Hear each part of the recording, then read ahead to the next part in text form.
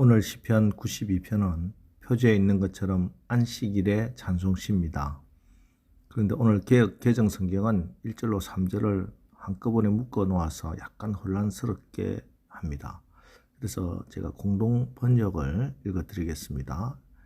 1절 야훼께 감사하며 그 이름을 노래하는 일, 지극히 높으신 하나님, 그보다 더 좋은 일이 어디 또 있사오리까. 2절 아침에 당신의 사랑을 알리며 밤마다 당신의 미쁘심을 전하는 일, 그보다 더 좋은 일은 다시 없사옵니다. 3절 10줄 비파와 검은고를 뜯으며 수금 가락에 맞추어 노래합니다. 이렇게 하나님께 감사하고 10줄 비파와 검은고를 뜯으며 가락에 맞춰 하나님을 찬양하는데, 그 이유는 4절에 여호와여 주께서 행하신 일로 나를 기쁘게 하셨으니 주의 손이 행하신 일로 말미암아 내가 높이 외치리이다 하고 하나님께서 행하신 일을 노래합니다. 그렇습니다. 제가 계속 말씀드립니다만 우리의 믿음은 내가 믿고 싶은 것을 믿는 것이 아닙니다. 하나님이 행하신 그 일을, 하나님께서 행하실 그 언약을, 그리고 하나님의 인격과 성품을 믿는 것입니다. 이 믿음으로 우리가 기도를 드리는 것이고, 이 믿음으로 우리가 찬양을 하는 것입니다. 그런데 이 일이 너무나 놀라운 일이고 기이한 일이라 세상이 알지도 깨닫지도 못합니다. 5절 6절입니다. 여호와여 주께서 행하신 일이 어찌 그리 크신지요. 주의 생각이 매우 깊으시니이다. 어리석은 자도 알지 못하며 무지한 자도 이를 깨닫지 못하나이다. 그래서 바울도 고린도전서 1장 23절 24절에서 우리는 십자가에 못 박힌 그리스도를 전하니 유대인에게는 끄리끼는 것이요 이방인에게는 미련한 것이로되 오직 부르심을 받은 자들에게는 유대인이나 헬라인이나 그리스도는 하나님의 능력이요 하나님의 지혜니라 라고 하지 않습니까? 유대인과 헬라인, 즉 이 세상에 아무리 지식이 있고 힘 있는 자들도 복음의 능력과 지혜를 모릅니다. 하나님의 능력과 지혜를 알고 믿어지는 것은 오직 성령이 주시는 하늘로부터 내리는 지혜로만 가능합니다. 그래서 이토록 오랫동안 주님의 구원하심을 전하는데도, 주님의 죽고 부활하심이 확실한 증거가 차고 넘치는데도 여전히 세상에는 주님을 영접하지 않고 있는 사람이 많습니다. 이 사람들은 이 세상의 물질과 문명을 사랑하고 그렇게 배를 신으로 삼고 살아가고 있습니다. 그러나 결국 이 땅의 것은 다 사라질 것입니다.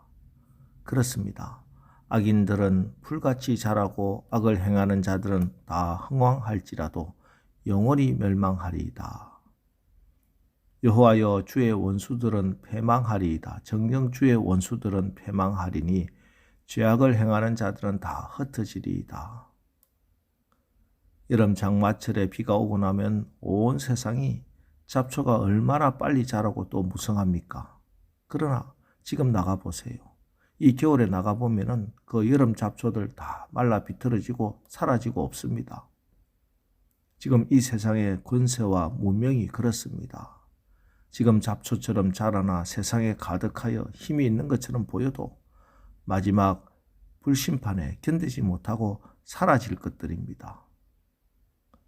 십자가가 약한 것처럼 보이기에 유대인들은 십자가를 믿으려 하지 않았습니다. 십자가가 미련한 것처럼 보여서 헬라인들은 십자가를 믿으려 하지 않았습니다. 그러나 성경은 오늘 우리에게 분명히 말씀합니다. 십자가가 너희의 모든 문제를 풀어줄 참된 하나님의 능력이다. 십자가가 세상에서 가장 높은 하나님의 지혜다. 그래서 십자가를 붙드는 자가 최후 승리자가 된다. 10절로 12절 말씀을 보세요. 그러나 주께서 내 뿔을 들소의 뿔같이 높이셨으며 내게 신선한 기름을 부으셨나이다. 내 원수들이 보응받는 것을 내 눈으로 보며 일어나 나를 치는 행악자들이 보응받는 것을 내 귀로 들었도다. 의인은 종려나무같이 번성하며 레바논의 백향목같이 성장하리로다. 넓은 초원에 기름지고 힘있는 들소가 뿔을 높이 들고 사방을 둘러보고 있는 자태를 보면 얼마나 당당하고 멋있는 모습입니까? 아기는 멸망하고 흩어지지만 초원을 지배하는 들소의 힘있는 뿔의 모습으로 하나님은 주 믿는 여러분을 세우십니다. 그리고 여러분을 존귀하게 하십니다. 신선한 기름을 부어주십니다. 그렇습니다. 하나님의 자녀에게는 신선한 성령의 기름을 부어주십니다. 저와 여러분이 잡초가 무성한 것처럼 번성하다가 쉽게 시들어버리는 들풀이 아니라 든든한 기둥처럼 많은 열매를 맺는 깊은 뿌리가 있는 레바논의 백향목처럼 크고 단단해서 넘어지지 않고 귀하게 쓰임받는 복을 받으신 것을 믿으시기 바랍니다. 그런데 이렇게 우리가 번성할 수 있는 이유가 어디에 있습니까? 13절로 15절입니다. 이는 여호와의 집에 심겼으며 우리 하나님의 뜰 안에서 번성하리로다.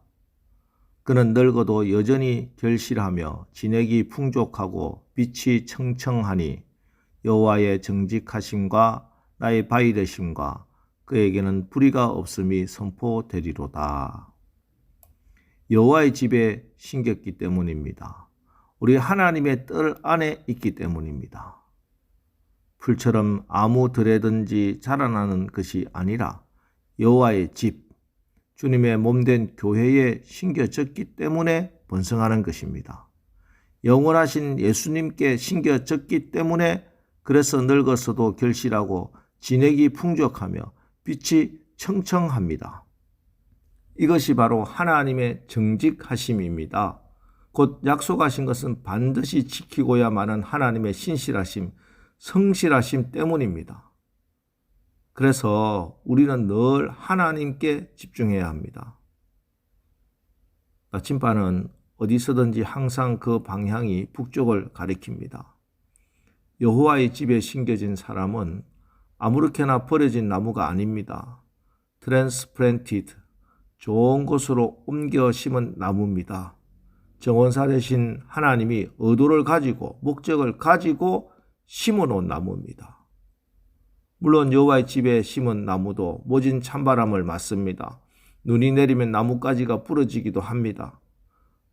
마찬가지로 우리도 세상 사람이 당하는 불경기, 불황, 어려움 다 당할 수 있지요. 고통을 겪을 수도 있고 실패를 맛볼 수도 있습니다. 질병을 앓기도 합니다. 그러나 아무리 가물어도 생명을 공급받을 수 있는 힘의 원천을 가지고 있는 것입니다. 이런 사람들은 열매를 맺습니다. 번성합니다. 늙어도 여전히 결실하며 진액이 풍족하고 빛이 청청합니다. 특별히 오늘 새벽에 우리 권사님들 이 축복을 받으시기를 축원합니다. 그래서 늘 감사한 겁니다. 아무튼 감사한 겁니다. 이해가 안 되지만 찬양하는 겁니다. 납득이 안 되지만 하나님을 높여드리는 것입니다. 그러면은 감사할 수 있는 사람이 되는 겁니다. 내가 복 있는 존재가 되고 나면 복은 따라오게 되는 겁니다.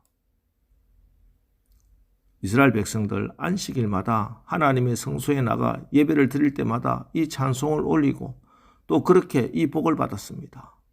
그런데 우리는 부활하신 주님의 날 주일마다 늙어서도 결실하고 진액이 풍족한 정도가 아니라 늙지 않는 영원한 생명에 참여하게 하셨으며 우리의 배에서 생수가 강같이 흘러나는 삶을 살게 하셨습니다. 이제 우리에게는 예수 그리스도를 아는 지식에서 자라가고 그리스도 안에 풍성한 열매를 맺는 삶이 주어진 것입니다. 그러기에 참으로 오늘 하루도 여러분 우리가 하나님이 행하신 주의 손에 행하신 이 복음의 역사를 찬양하고 감사하는 복된 날 되시기를 주님의 이름으로 축원합니다. 기도하겠습니다. 하나님, 세상이 알지 못하는 십자가의 사랑과 신비, 죄와 허물로 죽었고 하나님을 알지 못하여 자기 길을 가고 있었던 우리를 긍휼에 풍성하신 사랑으로 건져내셔서 세상이 알지 못하는 하나님의 평강을 우리에게 주셨습니다. 우리의 눈앞에 펼쳐진 상황으로 인해 우리가 낙담하거나 절망하지 않게 하시고 끝까지 신실하신 하나님 말씀 붙들어 최후의 승리를 얻게 하옵소서. 오늘 하루도 오직 우리의 구원이 되시고 소망이 되시고 우리의 영광이 되신 하나님만 바라고 하나님이 이루시는 역사를 체험하는 승리의 날이 되게 하옵소서. 예수님의 이름으로 기도합니다. 아멘. 자, 이제 이 시간 하나님께서 우리에게 베푸신 일에 감사하며 주여 오늘 하루도 하나님만을 바라고 하나님이 이루시는 역사를 체험하는 승리의 날이 되게 하옵소서. 오늘 말씀 붙들고 우리 합심해서 기도하고 나가겠습니다. 우리 기도하겠습니다.